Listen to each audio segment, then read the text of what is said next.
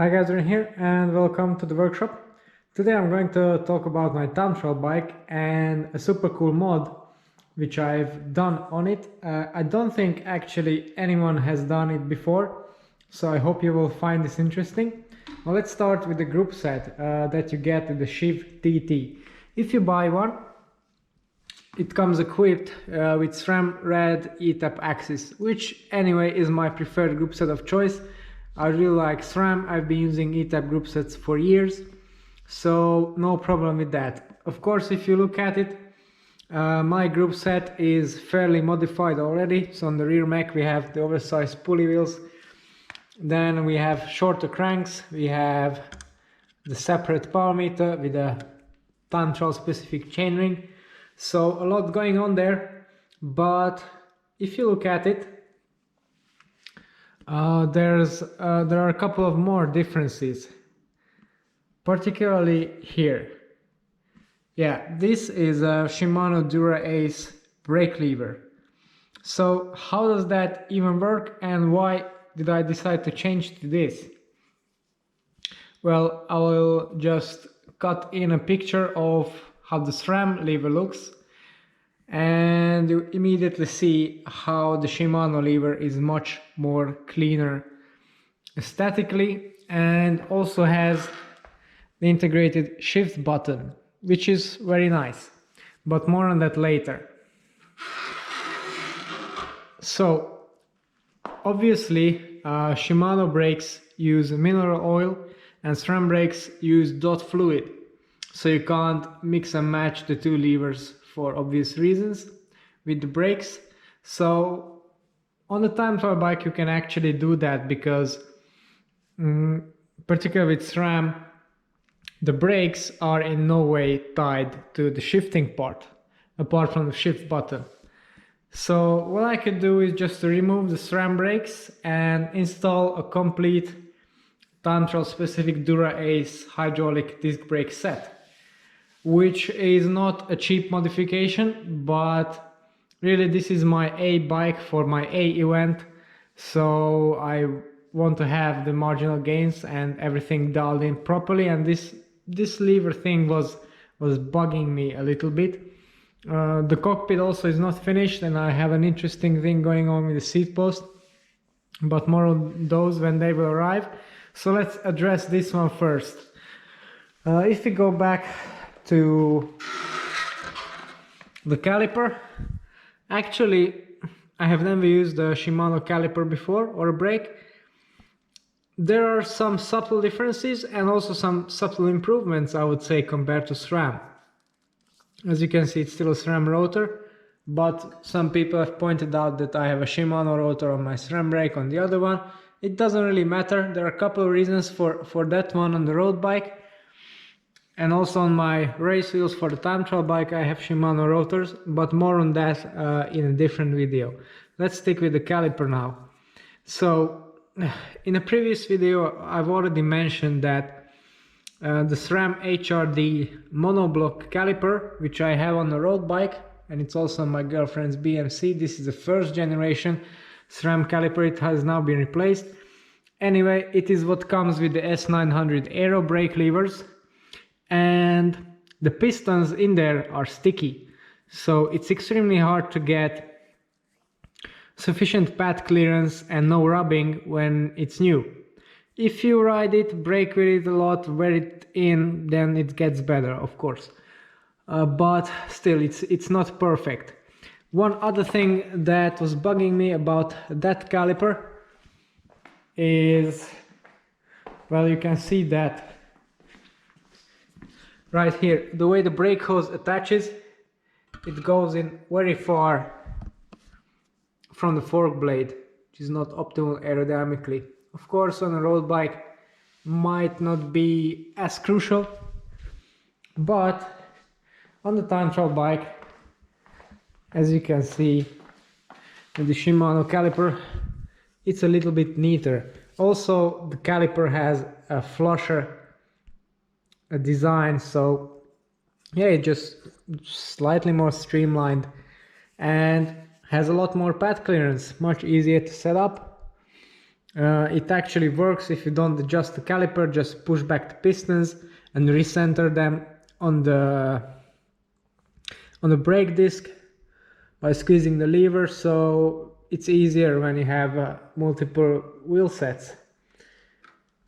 Also, the brake hose, as I found, a Shimano brake hose is much more pliable, so it was easier to route through this kink which the Shiv TT has, because the brake hose goes through the steer tube and on the top it has to take quite a sharp bend to reach the handlebar. But these are all very minor things, apart from the path clearance maybe, because that's a big improvement. Brake performance wise, nothing really that you can notice or distinguish. Yeah, and of course the lever. This is just so much neater. No big step in here. Yeah, the lever blade also is longer, so you can reach it from being further back on the base bar, and you don't have that blip button just stuck into here interrupting the airflow. So yeah, this button is much neater. But now obviously comes the elephant in the room. Yes, the button is integrated in here, but does it actually work?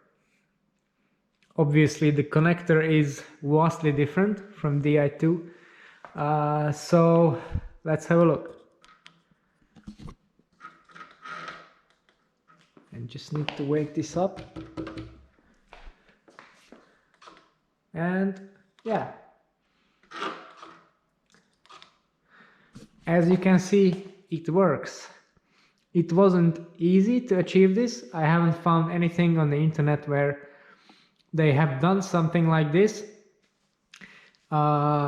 It's not reversible and it's quite complicated to do, but I'll go over it in a bit. So the Shimano lever has a little connector that extends, and in that goes the regular eTap cable. Now the first thing you need to do to have a connection between the blip box and the lever, of course, is to modify an eTap cable. So one end is the standard eTap connector and the other end is the blip box connector, which is not hard to do.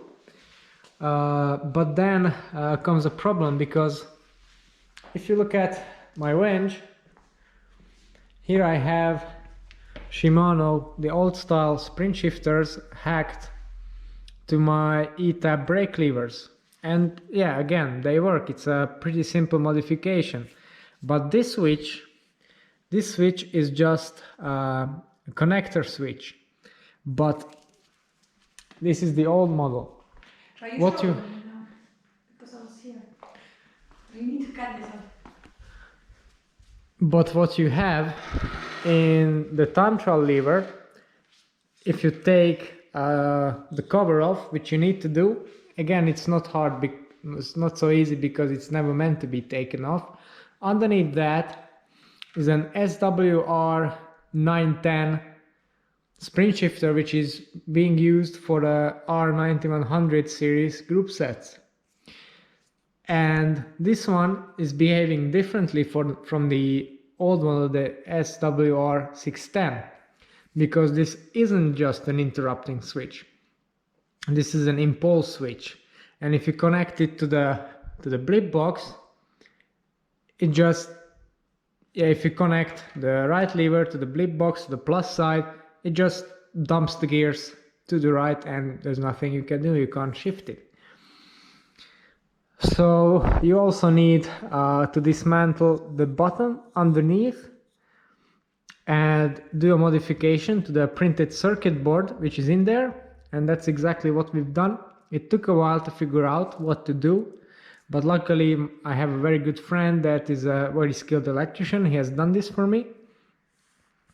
And then we have reinstalled the button, resealed it, put the cover on, and then I just connected the brake hoses, bled them, and led the cables to the blip box, and voila, I can shift my SRAM eTap axis rear mech with derailleurs Di2 levers. So yeah, it's pretty unusual, but the end result was really worth it for me. Now the next thing I need to get rid of is the blip box. There are two solutions for this. I'm not going to give it away just now, because it's going to be a pretty big thing when it arrives. The other solution, if you don't have this, if you don't want to go for this upgrade that I'm doing, because it's pretty expensive, you can again modify the cabling using Shimano eTap cables, and you can make the cables a lot longer, so you can just route them all the way to the seat post, and you can install the blip box there, which is my plan B in case the first one doesn't work out like I'm planning to. Okay, so this is one of the steps I had to take to create the ultimate time trial bike for the 2020 and possibly 2021 season and beyond. I hope you have enjoyed this. If you want to create a setup like this yourself, then here at the shop we can do this exact same modification to your own parts, or we can provide a brand new set, so you can have the exact same setup.